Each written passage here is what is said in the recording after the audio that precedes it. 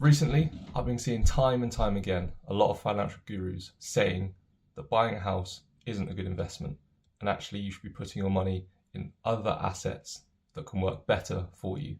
And today, we're going to be looking at their argument, we're going to look at my argument, and I'm going to give you my overall opinion on the matter. Let's go.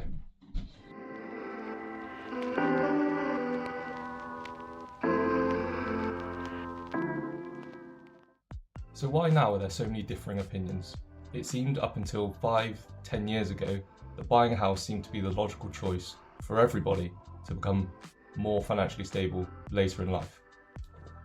Well, during the COVID pandemic, we saw a lot of money being pumped into the economy to stimulate it and keep people going through lockdown. There were also the psychological impacts that went along with this, in that a lot of people realised they wanted some outdoor space, they wanted some nature around them, especially when they were locked up for these long periods of time.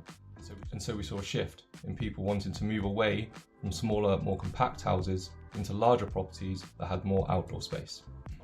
Now, these two statements are quite broad, and it isn't going to explain every price rise or price difference across the country, but again, on a general perspective, this is what has led to a large increase in prices over the last 5 years.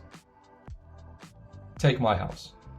This place cost me £160,000 only 4.5 years ago, and now it's valued at around 210 to 220.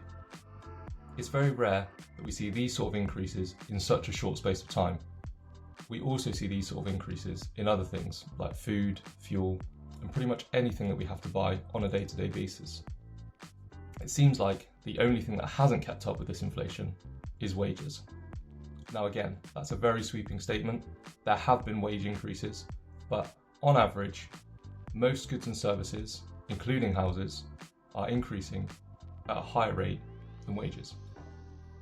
And for me, I feel like this is where we see the start of these statements coming from, in that house may not necessarily be the best investment anymore.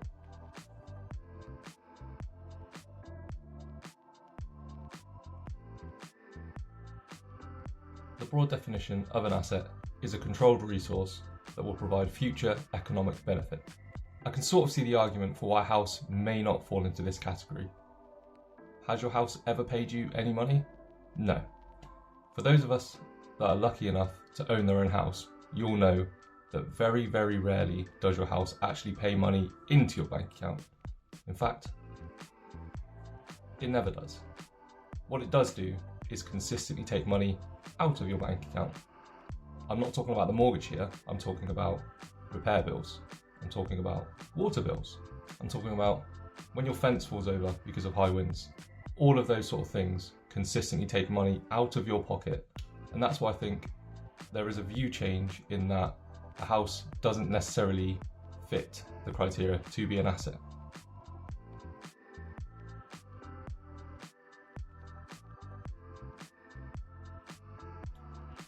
On the other side, when we look at a liability, it is a financial obligation that is due either within a year or more than 1 year.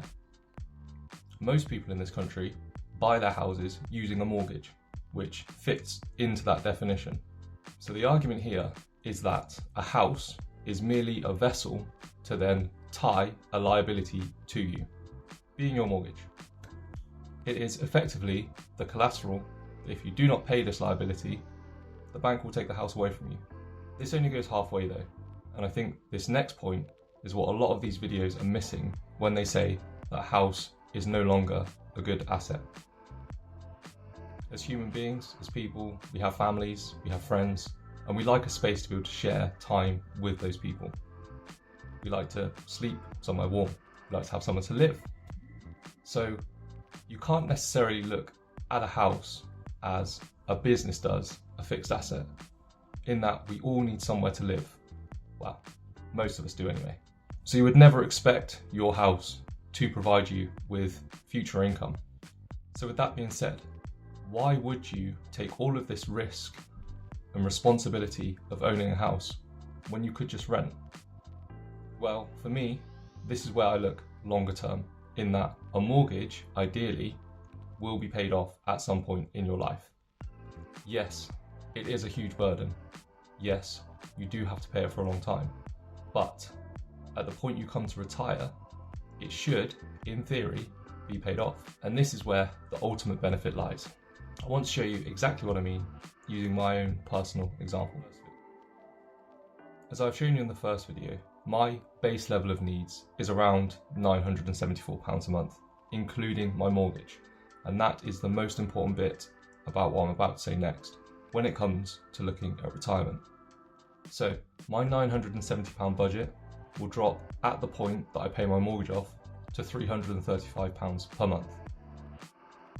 In effect, increasing my disposable income in retirement by £635. This £635 is a crucial number for my retirement planning. The reason this links to maximise my pension in my previous video is that I will then need to withdraw £7,620 less to have the same lifestyle as if I was renting a similar property.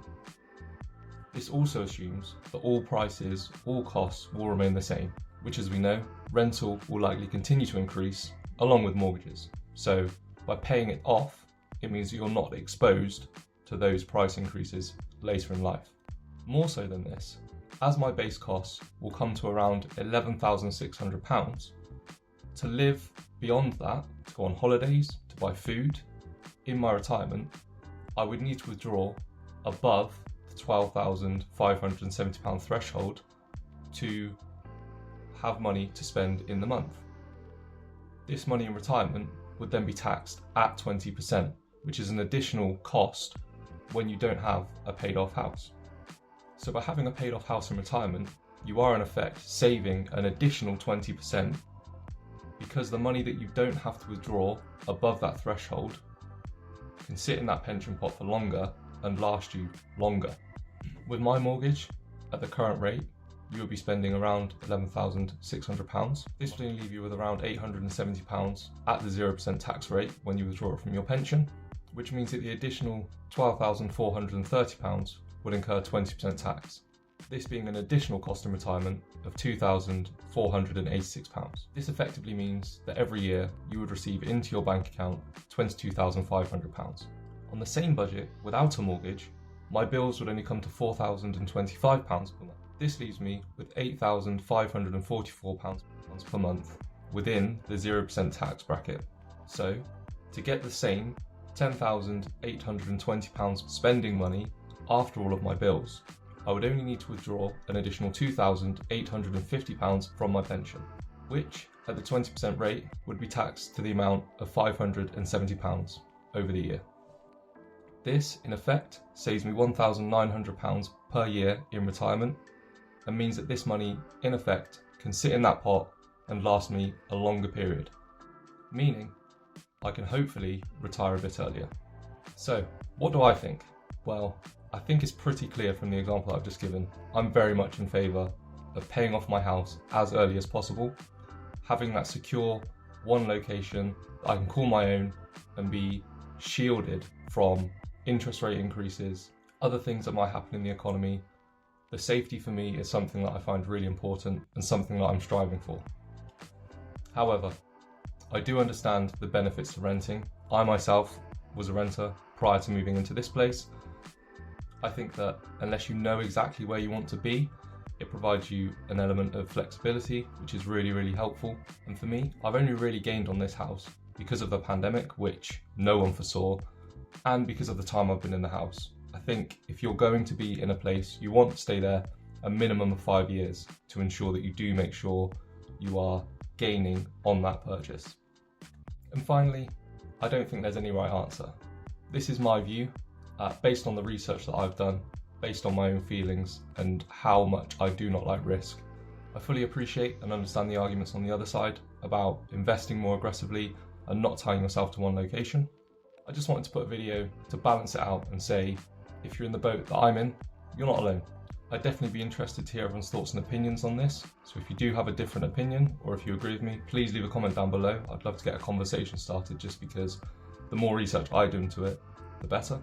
As always, I appreciate all the support in these videos. Please consider giving me a subscribe and a like down below. It really does help. And I'll see you all in the next one. Bye bye.